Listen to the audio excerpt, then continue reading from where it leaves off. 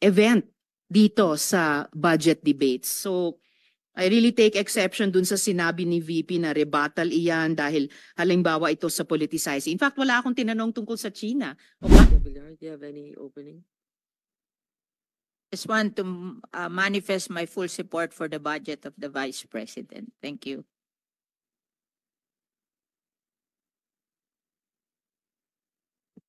No introductory statements thus far, but from what I've seen, I think the limited budget of the Office of the Vice President is an illustration that budgetary restraint should not serve as limitations in performing, but should inspire other government offices to be more innovative and to have more initiative. So it should be an illustration of how we should really deliver services to the people. So thank you, the Office of the Vice President. I am here to show my full support to the immediate passage of the budget of the Office of the Vice President. Thank you. Thank you, Senator Tolentino. I'd like to acknowledge the presence of my colleagues here today. I think I've only acknowledged two. I should acknowledge also Senator Tolentino, Senator Bongo, earlier Senator Bato, Senator Jinggoy Estrada, and now Senator Risa Hontiveros.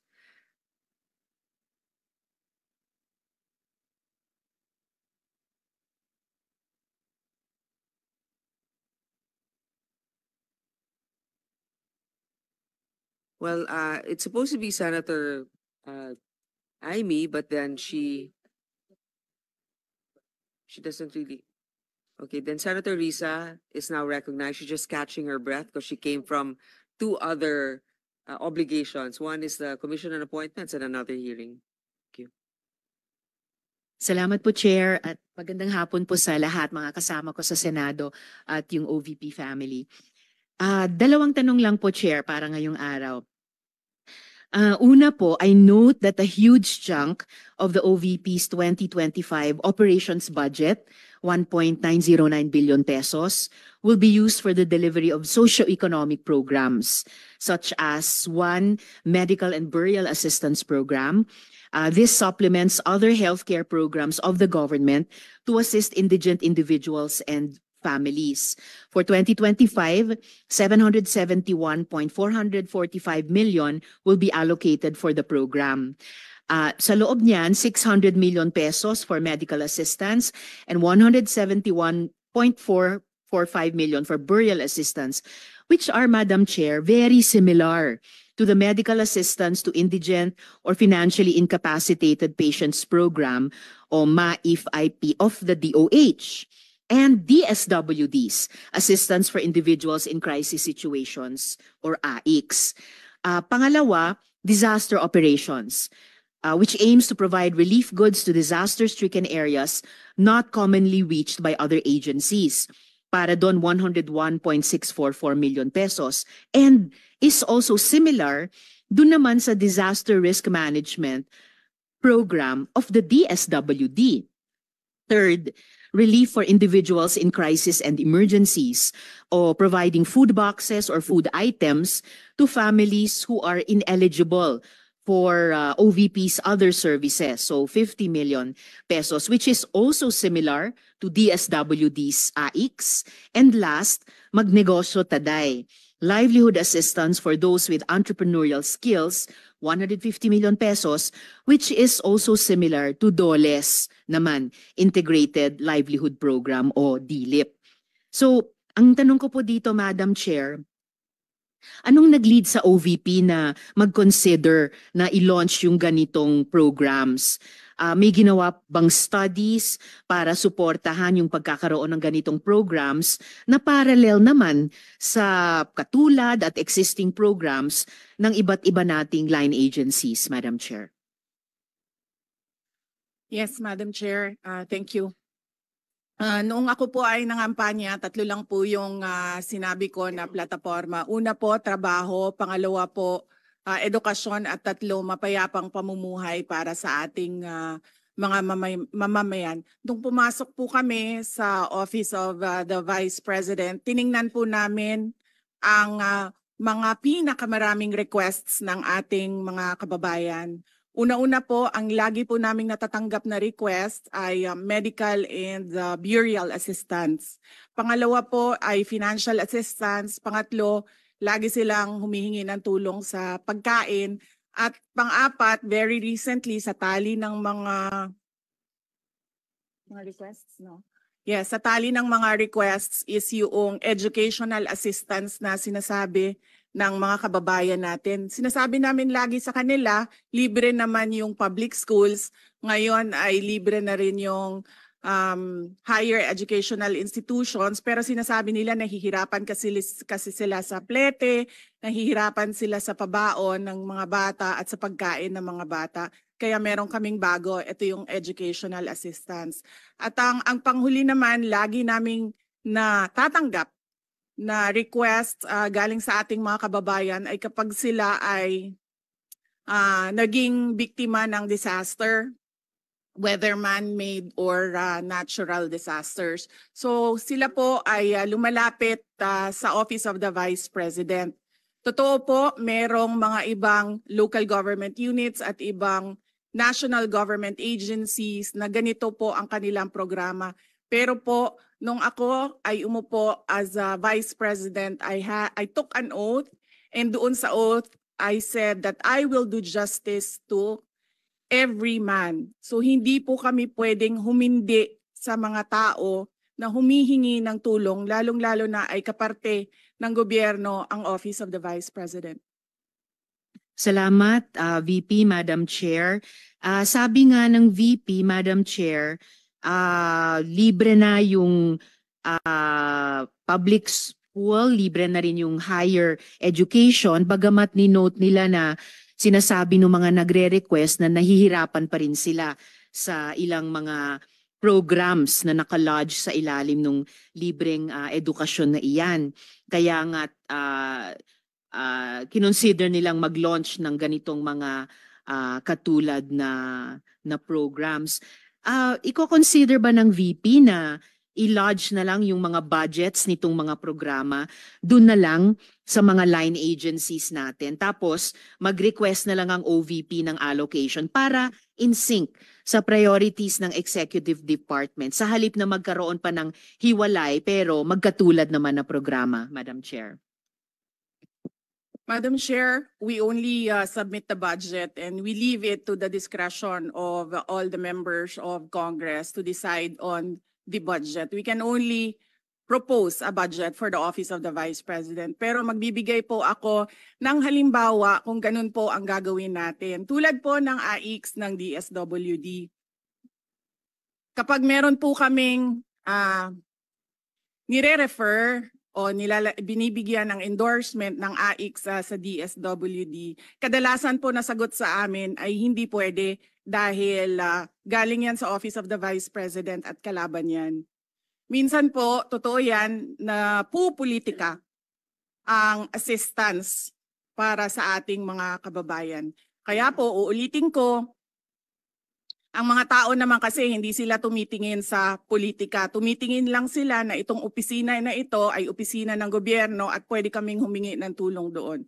And so I go back to the oath that I shall do justice to every man, at kaya po kami nandito at kaya po kami merong mga ganito na mga projects sa Office of the Vice President. Salamat VP, Madam Chair. Wini-welcome ko yung sinabi nila na the VP would leave it to the discretion of the members of Congress.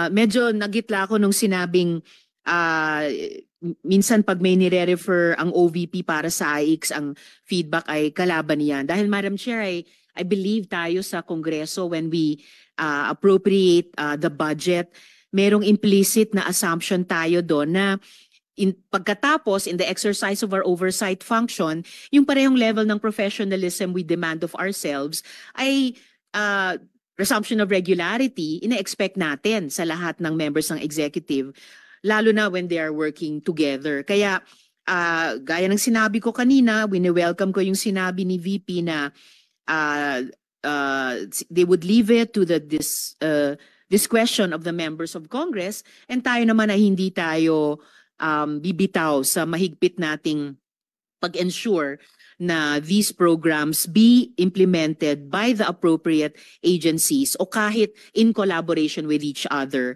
na naaayon talaga sa tamang standards above partisan politics. And therefore, at the proper time, Madam Chair, gagawa ako ng proper motion para i-lodge yung budgets ng mga programang ito sa line agencies na may klarong opportunity for OVP na mag-request for allocation as for other offices in the executive. Yung huling tanong ko sa ngayon, Madam Chair, for 2025, one of the OVP's programs, Pagbabago Campaign, 1 Million Learners Entries, involves the provision of bags to 1 million learners in remote communities while initiating tree planting activities. This gets an appropriation of 100 million pesos. Part of this campaign is an allocation of 10 million pesos for the distribution of Isang Kaibigan books, a children's book authored by the VP. Pwede po bang sabihin ni VP sa atin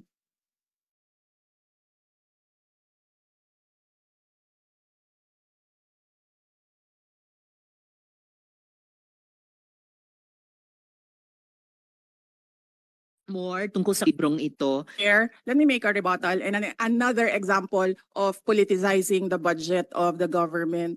Ito pong sinabi ni Senator Risa Ontiveros na at the proper time she'll make a motion to lodge the budget, the requested budget of the OVP to the other agencies. Let me just quote Senator Risa during the Akbayan Congress.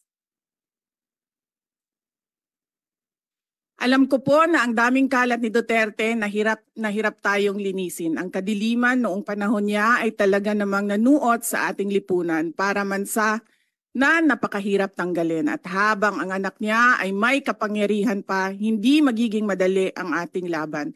While VP Sara is in power, the threat of a full-blown Duterte comeback is still a very real and present danger.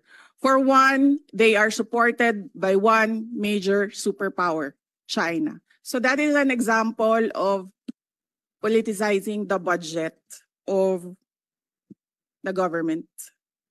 May we request, Madam Chair, that Senator Risa Ontiveros repeat the last question?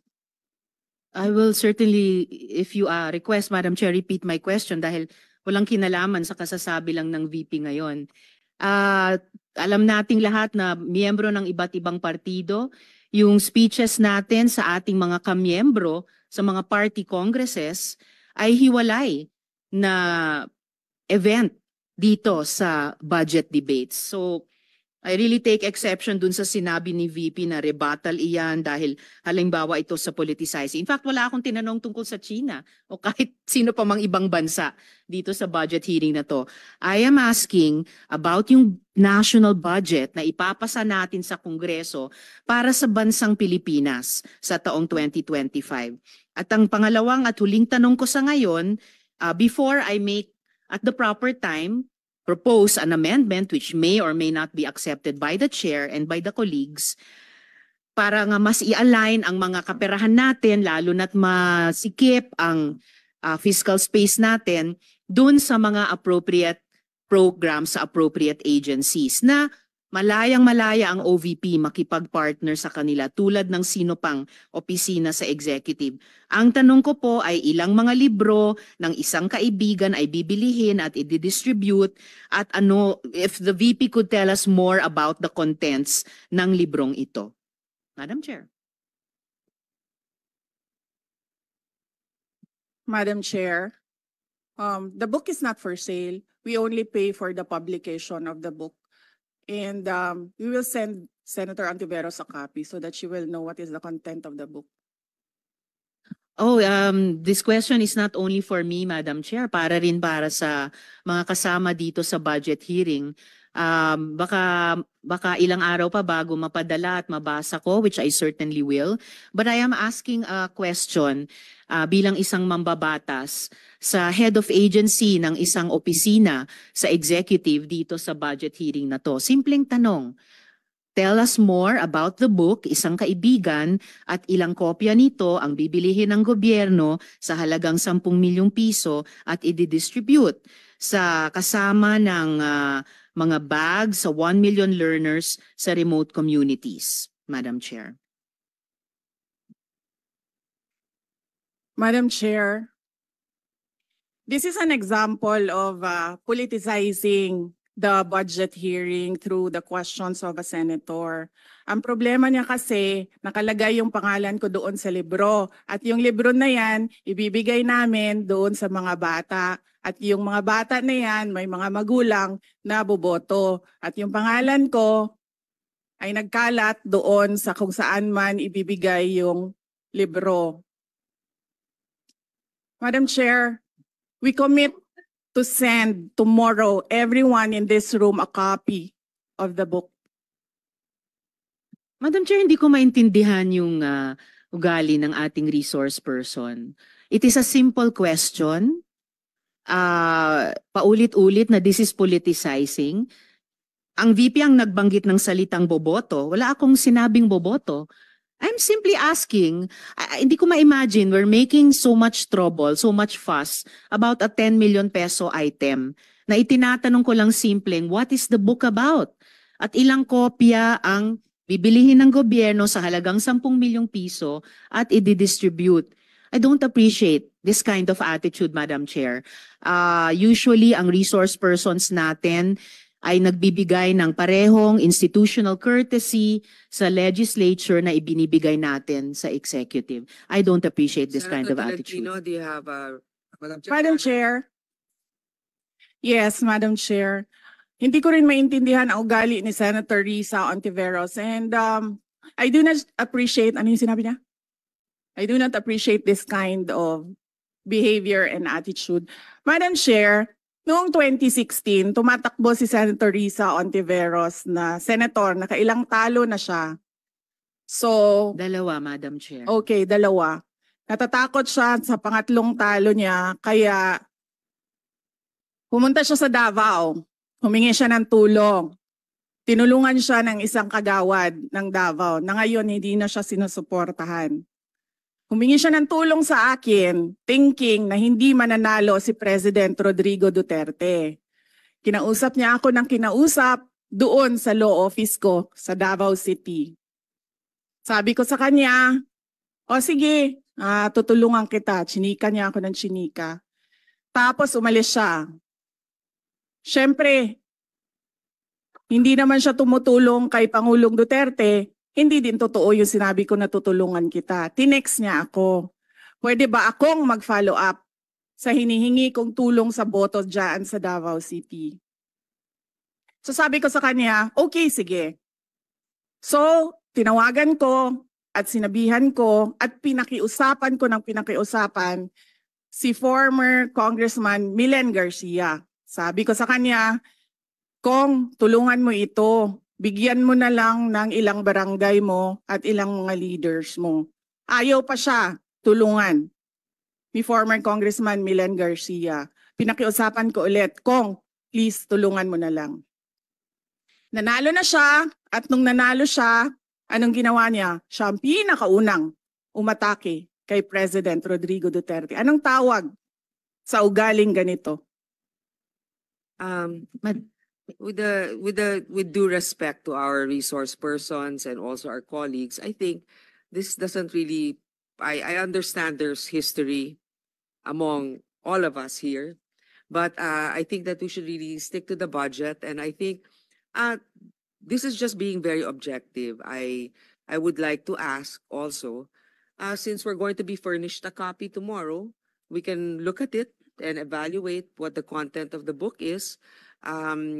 But maybe just a general, we won't ask line by line, ano ba yung libro na yan. But tell me, is it for good manners and right conduct? That's fine. Is it science? Is it history?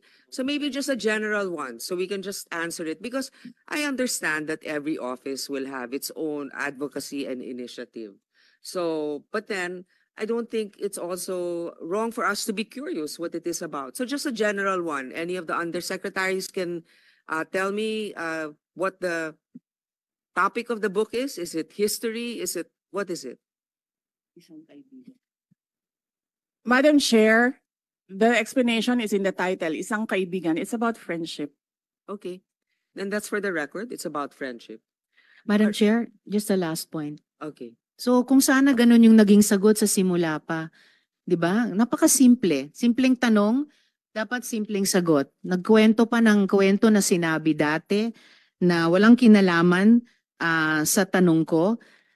Just for the record, as a last point, Madam Chair, this is public funds and we're making inquiries about them. Budget hearing po ito. Hindi po lahat about you. Pera po ito ng taong bayan. Okay. For the record, I Madam think Chair. let's Thank not you, get Madam Chair. personal, but I Yes. understand the emotion is high.